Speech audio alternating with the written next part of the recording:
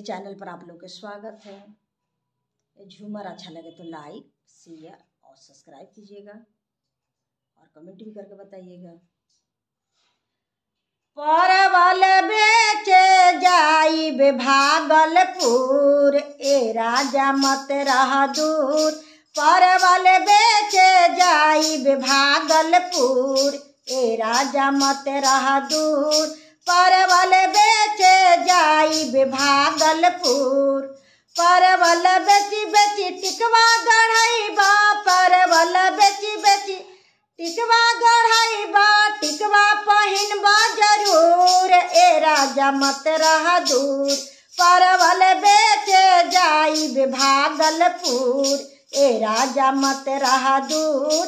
परवल बेचे जाइब भागलपुर, परवल बेची बेची हरवा गढ़ाइबा। परवल बेची बेची हरवा गढ़ाइबा, हरवा पहिनबा जरूर, ए राजा मत रह दूर।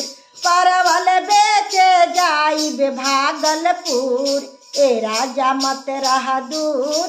परवल बेचे जाइब भागलपुर, परवल बेची बेची नथिया गढ़ाइबा। परवल बेची बेची नथिया गढ़ाइबा, नथिया पहिनबा जरूर, ए राजा मत रह दूर।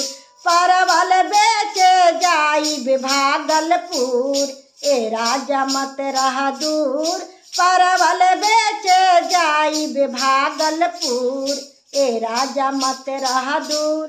परवल बेची बेची झुमका गढ़ाइबा। परवल बेची बेची झुमका गढ़ाइबा, झुमका पहिनबा जरूर, ए राजा मत रह दूर।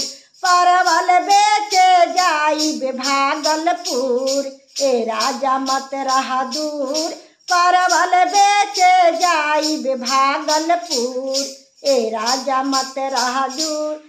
परवल बेची बेची लहंगा खरीदबा। परवल बेची बेची चुनरी खरीदबा, चुनरी पहिनबा जरूर, ए राजा मत रह दूर। परवल बेचे जाइब भागलपुर, ए राजा मत रह दूर। परवल बेचे जाइब भागलपुर, ए राजा मत रह दूर, ए राजा मत रह दूर। परवल बेचे जाइब भागलपुर, ए राजा मत रह दूर। परवल बेचे जाइब भागलपुर, ए राजा मत